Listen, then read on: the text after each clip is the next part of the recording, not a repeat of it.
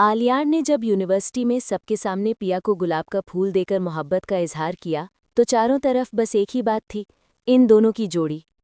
कुछ दिन के बाद आलियार ने घर जाकर अपने अब्बू से कहा, अब्बू, मैं पिया से निकाह करना चाहता हूँ। मगर उसके अब्बू का चेहरा सख्त पड़ गया। उन्होंने कहा, वो लोग हमारे स्टैंडर्ड के नहीं हैं।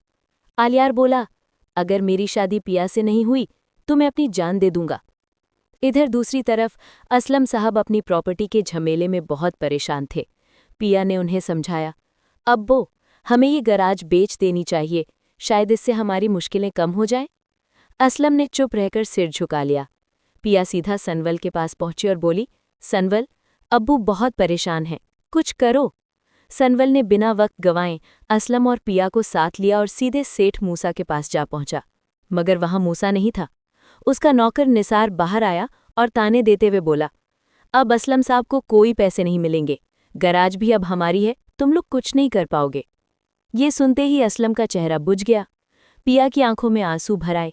सनवल ने दोनों को संभाला और कहा, हिम्मत रखो, अभी सब खत्म नहीं हुआ। अगले ही दिन आलियार अपनी अम्मी अब्बू के साथ पिया के घर रिश्ता लेकर पहुंच गया। पिया की अम्मी ने मुस्कुराकर उनका स्वागत किया। माहौल कुछ देर के लिए खुशगवार हो गया, मगर जैसे ही असलम घर में दाखिल हुए और मूसा को सामने देखा, उनका गुस्सा फूट पड़ा। उन्होंने चिल्लाकर कहा, निकलिए मेरे घर से। मूसा ने शांत लहजे में कहा, असलम, मैं अपनी अमानत लेने आया हूं। मगर असलम ने दरवाजे की ओर इशारा करते हुए कहा, हमें ये रिश्ता नहीं चाहिए। अगले दिन असलम अपने गराज में काम कर रहे थे कि तभी मूसा के भेजे हुए कुछ पुलिस वाले वहां पहुंच गए। उन्होंने असलम को झूठे केस में गिरफ्तार कर लिया। जैसे ही ये खबर पिया तक पहुंची, वो रोती हुई सनवल के पास पहुंची। सनवल ने गंभीर आवाज में कहा, पिया, इस सब के पीछे आलियार के अब्बू का हाथ है। पिया सन्न रह गई। अगले ही पल वो यूनिवर्सिटी पहुंची और सबके सामने आलियार के गाल पर एक जोरदार थप्पड़ जड़ दिया। उसने कहा, तुम्हारे अब्बू ने मेरे अब्बू को झूठे केस में बंद करवाया है। आलियार के हाथ कांप गए। उसने फ़ोन निकालकर अपने अब्बू को स्पीकर पर कॉल किया। अब्बू, क्या आपने असलम साहब को गिरफ्तार करवाया? एंड फोन से जवाब आया, हाँ किया है, और उसे इसी की सज़ा मिलनी चाहिए थी। कॉल कट गया और आलियार की आंखों में नमी भर आई। उसने पिया की तरफ देखा और कहा, मैं तुम्हारे अब्बू को वापस लाऊंगा। उधर दूसरी तरफ पिया अपने अब्बू की जमानत के लिए सनवल के साथ कोर्ट जा रही थी। दोनों गाड़ी में बैठे ही थे कि अचानक दो लोग बाइक पर आए और सनवल पर गोलियां चला दीं। गाड़ी रुक गई और सनवल जख्मी होकर बेहोश हो गया। पिया चिल्लाती हुई बोली, सनवल, आंखें खोलो। वो उसे एम्बुलेंस में डालकर हॉस्पिटल ले गई। डॉक्टरों की कोशिशों से सनवल की जान बच गई।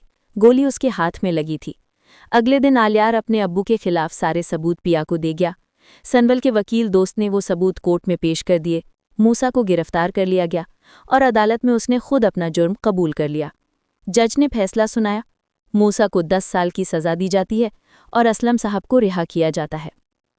कोर्ट के बाहर असलम साहब बाहर आए तो मीडिया उनके पीछे भागी, मगर सनवल ने सबको हटाया और उन्हें गले लगा लिया। असलम की आंखें भीग गईं। उन्होंने कहा, अगर तुम आज मेरा साथ न देते तो मेरी बीवी और बेटी का क्या होता? मैंने फैसला किया है कि मैं अपनी बेटी की शादी तुम्हारे साथ करूंगा। पिया की आंखों में खुशी के आंसू थे। वहीं दूर खड़ा आलियार ये सब सुनकर टूट गया, मगर होठों पर सिर्फ एक दुआ थी, खुदा, पिया और सनवल की जिंदगी में हमेशा खुशियां बरकरार रहें।